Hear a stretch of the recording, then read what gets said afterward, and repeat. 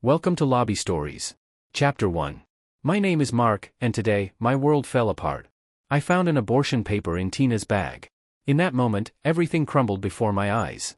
Tears streamed down my face as questions swirled inside my head. When did I lose my way? When did we drift so far apart? My heart felt hollow, but before I go further, let me tell you my story. I'm a live-in son-in-law at Tina's family home. Her parents control nearly every aspect of my life. They dictate where I work, how I live, even what I eat. I haven't had a proper meal in years, just instant noodles, day after day. It's been 4 years since Tina and I got married, and 3 since I gave up any hope of normalcy. Once, I had dreams, big dreams. I was an award-winning student at my university, full of potential. But all of that was left behind the moment I decided to marry Tina. Her parents made their expectations clear from the beginning: work at their company, live in their house, and forget about pursuing anything of my own. I was young then, from a simple countryside life, not knowing how the world really worked. I was blinded by love, willing to do anything to make Tina happy, even if that meant sacrificing my own future. I became a servant in their home, not out of obligation but out of love for Tina. Every small humiliation I endured, I took in stride because she was my light, my reason for enduring the weight of their demands. But now, holding this piece of paper in my hand, the abortion paper, I realized that the last shred of love I had for her was gone. The hope that had once kept me going, the belief that somehow this was all worth it, had vanished. In that moment, I was not just heartbroken, I was destroyed. I don't know where we went wrong or when things started to fall apart. All I know is that I had never felt more alone, standing in the middle of a life I had sacrificed everything for, with nothing left to hold on to. Chapter 2. Tina is the CEO of her father's company, at least, that's what the paperwork says. But the truth? For the past 4 years, it's been me, working tirelessly behind the scenes, driving the company to success. While she's out partying, vacationing with friends, I've been the one grinding away day and night, building the empire she takes credit for. I once did it out of love, believing that my hard work would be appreciated. But now I see clearly, none of it matters. Even at home, where we have cooks, I'm still expected to make meals for everyone. What started as a gesture of care quickly turned into an obligation. They took advantage of my kindness, and the worst part? I'm not even allowed to eat the food I prepare. They live in luxury, while I survive on instant noodles and scraps of dignity. A phone ringtone snapped me out of my thoughts. It was Tina's mother, calling for one of her social gatherings. I arrived at the scene to find Tina sitting next to a young master from a wealthy family. Her parents were practically fawning over them, praising how good they looked together. Tina, for a brief moment, blushed and smiled. His name was Rocky. His hand was casually draped around her waist as if marking his territory. I felt a storm rising inside me but kept it in check as I knocked on the door. Suddenly, all eyes turned toward me. Tina stiffened, brushing Rocky's hand away, but it was too late. The moment had already etched itself into my mind. Tina's mother stormed toward me, her face twisted with contempt. Without warning, she slapped me hard across the face. "You useless dog," she spat. "Why haven't you prepared the feast yet? If you don't get moving, I'll have my daughter divorce you right here and now." The mocking smiles from the guests burned into me. I stood there, humiliated, my heart breaking in real time. I looked Tina in the eyes and asked, "Is this what you want too? Is this how you feel?" She didn't flinch. Instead, she smirked, cold and unfeeling. "Is that even a question? You made a promise, to me and my parents. This is your job. It's what you're here for." Her words hit harder than the slap. I could feel my tears welling up, but I didn't try to stop them this time. Let them see. Let them witness the man they had broken. I smiled through the pain, nodding slowly. "Then let's end this," I said quietly, my voice steady despite the chaos inside me. "Let's get a divorce." For the first time in years, I felt a strange sense of freedom in those words, even as the room fell into shocked silence. Chapter 3. Tina stood frozen for a moment, her shock evident, but it wasn't guilt or regret that flashed across her face, it was mockery. Her lips curled into a sneer. "Mark, what are you without me? Do you really think this little stunt will get my attention?" I didn't respond right away. Instead, I reached into my pocket and pulled out the abortion paper, holding it up for her to see. Her mocking smile faltered for a moment. "I'm serious, Tina," I said quietly. Before she could react, her mother snatched the paper from my hand and laughed, her voice cold and cruel. "Oh, so you finally figured it out? Took you long enough?" I glanced at Tina, hoping to see some glimmer of remorse, some sign that she cared even a little about what we had once shared. There was a flicker of guilt in her eyes, but her pride wouldn't let her admit it. She frowned, biting her lip, but said nothing. Rocky, who had been lounging nearby, sauntered over, his hand casually landing on Tina's shoulder. "So, this is the useless husband you've been telling me about," he mocked, his voice dripping with contempt. Tina brushed his hand away, grabbed mine, and spoke with icy detachment. "The baby would have ruined my public image. I have to keep my figure, my status, in the high-class social circles." Her words were like a slap in the face. I smirked, the pain slowly numbing into something darker. "Am I important to you at all?" I asked, my voice low but steady. She didn't answer. The silence between us said more than words ever could. I let go of her hand and turned to leave. I'd made my decision. The next day, I sent over the divorce papers, and things moved quickly. The divorce went through without a hitch, just like the love between us had unraveled long before. Outside the civil affairs office, Tina's demeanor was as cold as ever. As I walked out, she called after me, her voice laced with bitterness. "Don't come crawling back to me, begging like a loser." I didn't turn around. I didn't have to. At that moment, Rocky pulled up in his flashy car, grinning as he picked her up like a prize. But as they prepared to drive off, something unexpected happened. A sleek line of luxury cars arrived, pulling up beside me. From one of them, a beautiful woman stepped out, dressed impeccably in a professional suit.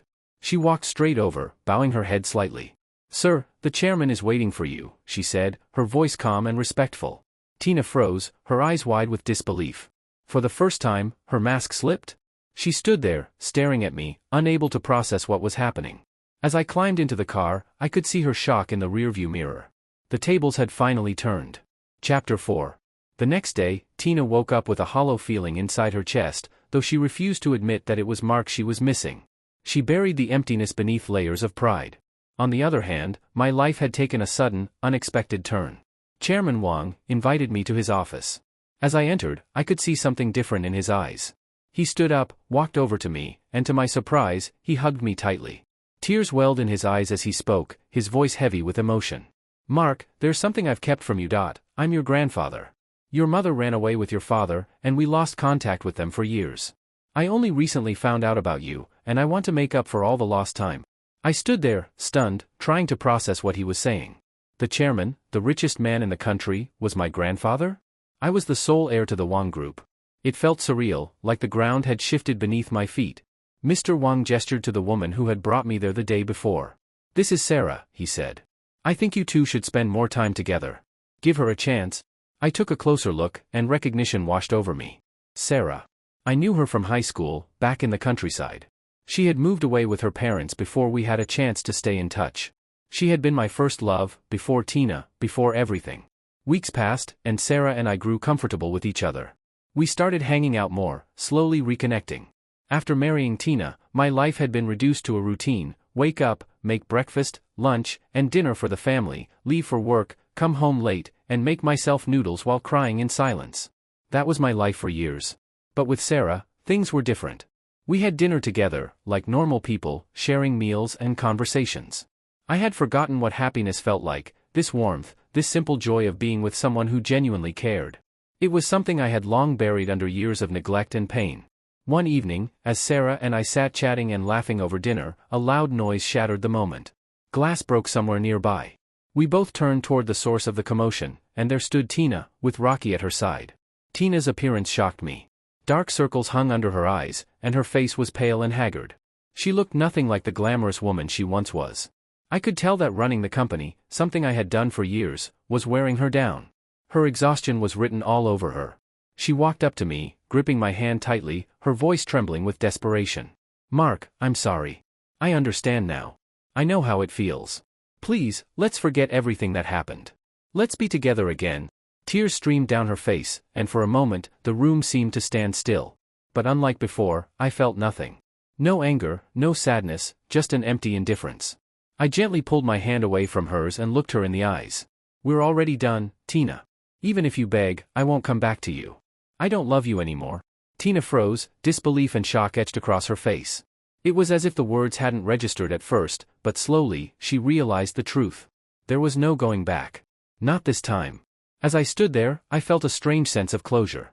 The chapter with Tina was finally over, and as I glanced at Sarah, I knew that a new one had just begun. Chapter 5. The next day, I was caught off guard when I saw Tina standing outside my new office at the Wang Group, clutching a bouquet of flowers and a lunchbox in her hands. Her persistence surprised me. Day after day, she appeared in front of the office, trying to make amends. But with each passing day, my closeness with Sarah only deepened. Our bond grew stronger, and Tina's attempts to win me back seemed more desperate and hollow.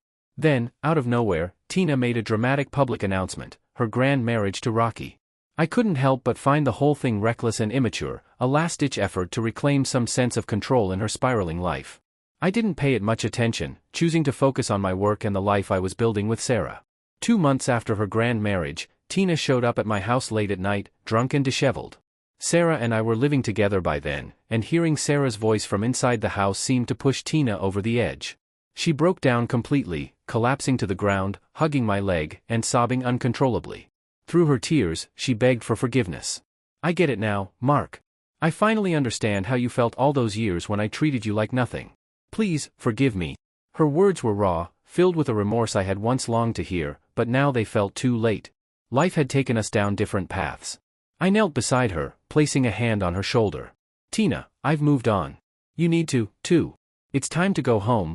Sarah came outside, and together, we gently guided Tina to our car, driving her back to her home. She sobbed quietly in the back seat, her once proud demeanor reduced to fragile pieces. When we dropped her off, I hoped she'd find some peace. 2 years passed. Sarah and I married, and our happiness blossomed with the birth of our child. Life was full and vibrant, filled with love and laughter, the kind of life I had never known with Tina. Then, one day, she returned. Tina looked nothing like the woman I had once known. Her skin was pale, and her once glamorous figure had withered away. Her eyes were sunken, filled with a sorrow that was impossible to ignore. The woman who had once been a goddess, admired by all, now resembled a beggar at the end of her rope. Her company had gone bankrupt, her parents had passed away in shock, and she had divorced Rocky because she couldn't bear him a child. "I have stomach cancer," she said quietly, her voice shaking with the weight of her confession. "I only have enough money to eat instant noodles." For a moment, I just stood there, the weight of everything she had said pressing down on me. After all this time, after everything that had happened between us, I couldn't bring myself to feel anger or pity. Instead, I called my servant and instructed them to prepare a full meal for her. When the food arrived, Tina tried to take a bite, but her illness wouldn't let her eat much. She put the spoon down, her hand trembling. Tears welled up in her eyes as she looked at me, a ghost of the person she used to be. "I'm sorry," she whispered, her voice barely audible. "Goodbye, Mark." Without waiting for a response, she stood up and walked away, disappearing into the night. I watched her go, feeling a strange sense of closure, an ending to a story that had long since unraveled. As Sarah came over, holding our child in her arms, I realized that life had led me exactly where I needed to be. What was once lost had now been found, and though Tina's story ended in tragedy, mine had only just begun. Chapter 6. Tina's POV. I still remember the first time I met Mark, a cheerful boy with an infectious smile that lit up every room. His intellect captivated me, and soon we were inseparable.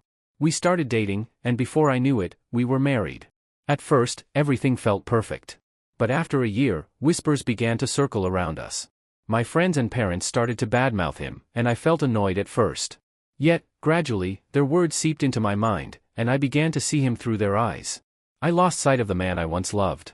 As I distanced myself from Mark, I started partying more, seeking validation from my friends instead of leaning on him. It was during one of those vacations that I met Rocky. He was everything Mark wasn't, charming, confident, and seemingly carefree. I was drawn to him, and I liked the attention he gave me. I forgot about the boy who had once brought me so much joy. When I discovered I was pregnant, fear gripped me. I didn't want to look pathetic in front of my friends. I was terrified of how they would perceive me, terrified of losing the glamorous image I had created. So, I made the decision to abort my child. It was a decision I thought would free me, but it only bound me to a deeper loneliness. When Mark found out and asked for a divorce, I accepted without hesitation. I thought it was a game, a way to maintain my facade. But deep down, I still loved him. My pride wouldn't allow me to back down, so I pushed those feelings aside, convinced that I had made the right choice. I waited for him to come back, believing that he would realize how wrong he had been. But as days turned into weeks and weeks into months, the company fell apart under my watch. I didn't know how to run it without Mark. He had been the backbone of everything, and without him, I was lost. When Rocky suggested we go out for dinner, I thought it was a new beginning. But seeing Mark with another woman shattered me. He had moved on, and it felt like a knife to the heart.